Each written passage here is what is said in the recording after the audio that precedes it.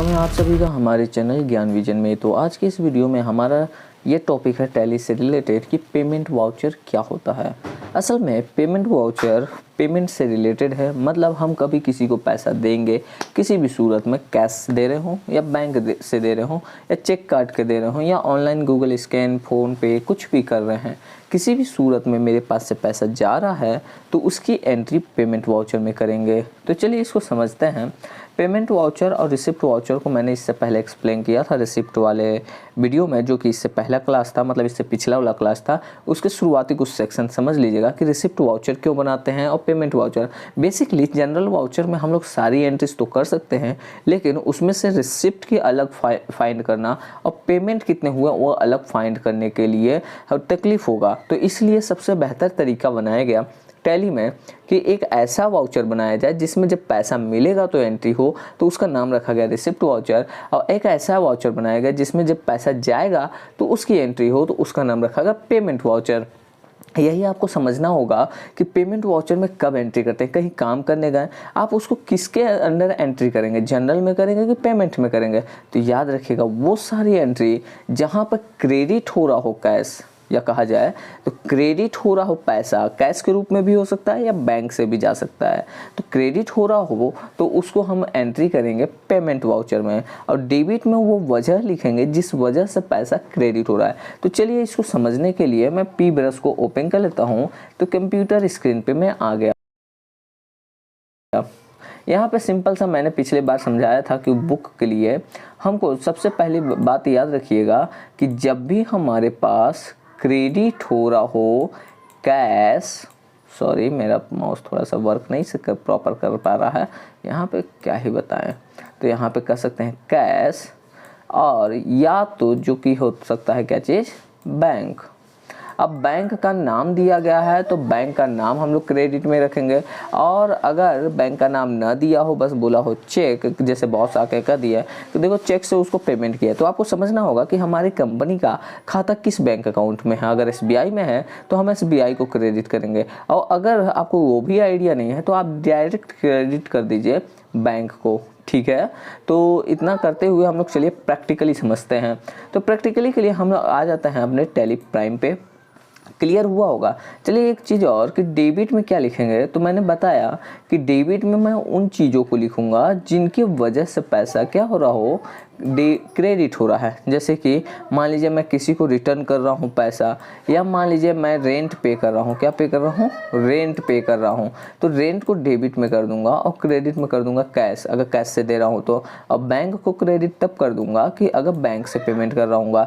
तो चलिए इसको समझते हैं। तो यहाँ पर रिसिप्ट वाउचर नहीं करके हम लोग चले आते हैं पेमेंट वाउचर में। पेमेंट वाउचर में यहाँ पर मान लीजिए मैं अनिल कुमार को पैसा पे कर रहा हूँ, या अनिल कुमार नहीं, मेरे पास एक लिस्ट है यहाँ पे पेमेंट वाउचर के लिए। ये आपको मैंने पिछले क्लास में डिस्क्रिप्शन में दे दिया था, वहाँ से आप देख सकते हैं कि यहाँ पे लिखा है कॉजन डिपॉजिट हम रिफ़ंड कर रहे हैं, और किसके थ्रू, कैश के थ्रू। तो अगर मैं रिफ़ंड कर रहा हूँ मतलब वापस कर रहा हूँ तो यहाँ पर से मेरे पास कैश क्रेडिट होगा, और डेबिट में होगा क्या चीज़, कॉजन डिपॉजिट। आगे बात करते हैं, लिखा है सैलरी को हम पे कर रहे हैं किसके थ्रू, चेक के थ्रू। तो जब भी हम चेक काट के देते हैं तो ये तो दिमाग में बना लेते हैं ना कि हमारे बैंक अकाउंट से पैसा क्या हो रहा होगा, जा रहा होगा। तो हम लोग जब भी सैलरी को डेबिट करेंगे तो क्रेडिट चेक नहीं करेंगे, वो चेक जिस बैंक से रिस्पॉन्सिबल होगा। तो अब यहाँ पे समझिए मेरे पास एक ही खाता है जिसका नाम है SBI करेंट अकाउंट, तो हम क्रेडिट में लिख देंगे SBI करेंट अकाउंट। 3 चेक हैं और 3 चेक नंबर हैं। अमाउंट या तो जोड़ के आप लिख सकते हैं, लेकिन दिक्कत क्या है ना, कोई चेक बाउंस हुआ तो उसको कैंसिल करने में दिक्कत हो जाएगा अगर हम अमाउंट जोड़ के लिख दिए। इसीलिए ये तीनों एंट्रीज हम अलग अलग अमाउंट के साथ अलग अलग बार करेंगे, भले ही एक डेट के हैं, क्योंकि यहाँ पे तीनों चेक का अलग अलग नंबर दिया है। मान लीजिए इनकी मैं अमाउंट जोड़ दिया, एक डेबिट किया सैलरी और एक डेबिट किया SBI करेंट अकाउंट और जोड़ के लिख दिया, कोई गलत नहीं है। लेकिन मान लीजिए 457 नाम का चेक बाउंस हो गया और बाकी सबका पैसा मिल गया, तो इसको कैसे कैंसिल करेंगे। इसीलिए हम क्या करते हैं ना, इंडिविजुअल अलग अलग एंट्री करेंगे कि अगर कोई चेक का पैसा बाउंस होता है तो उसको हम लोग कैंसिल भी कर सकते हैं, वो आगे समझ लिया जाएगा, लेकिन अभी नहीं। तो अभी यहाँ तक आपको क्लियर समझ आया है। तो पेमेंट हम लोग करते हैं तो कैसे करेंगे, तो इसके लिए हमें कुछ लेजर्स बनाने होंगे। इसमें लेजर्स शो नहीं करते, जल्दी लग रहा है शो मोर, कॉजन डिपॉजिट नहीं, रुकिए तो यहाँ पे चलते हैं अल्टर लेजर, इतना ही शो कर रहा है। अच्छा हाँ, पुरानी वाली कंपनी में चलते हैं, जो ज्ञान विजन एक पुरानी वाली भी थी कंपनी। तो पहले मैं इसको Alt+F1 करता हूँ ऐसे, और वहाँ पे हम लोग का देखिए ये दो ज्ञान विजन है, एक पुराना है एक नया है। तो मैं यहाँ पे ये पुराना वाला ओपन कर लेता हूँ। इसमें अब मान लीजिए इसमें मेरे को लेजर्स मिल जाएंगे, मुझे बनाने की ज़रूरत नहीं पड़ेगा, आप लोग ऐसा मत करिएगा। यहाँ पे मैं चल जाता हूँ क्या चीज़, अकाउंटिंग वाउचर, मतलब वाउचर्स में, और यहाँ पे आपको मिल जाता है क्या चीज़, पेमेंट वाउचर। तो हम लोग कहाँ चलेंगे, पेमेंट वाउचर ऑलरेडी ओपन है।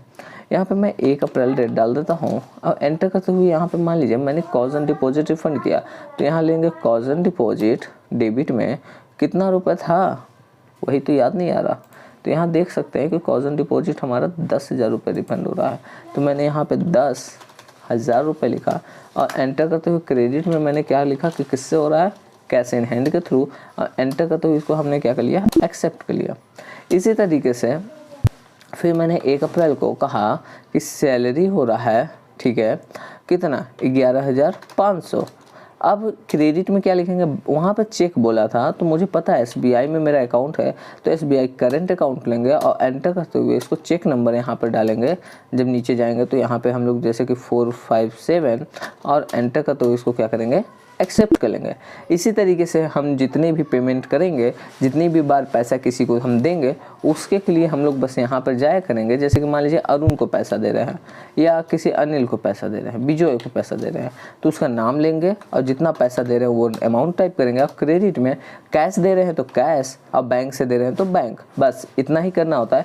यही होता है हम लोग का क्या चीज़, पेमेंट वाउचर। मतलब जब भी मेरे पास से पैसा जाएगा उसकी एंट्री किस में करेंगे, पेमेंट वाउचर में। बस परचेज और सेल छोड़कर, क्योंकि परचेज और सेल इससे रिलेटेड नहीं है, क्योंकि परचेज में पैसा हम लोग देते तो हैं लेकिन उसके लिए परचेज नाम का एक अलग वाउचर है जो कि आगे डिस्कस करेंगे।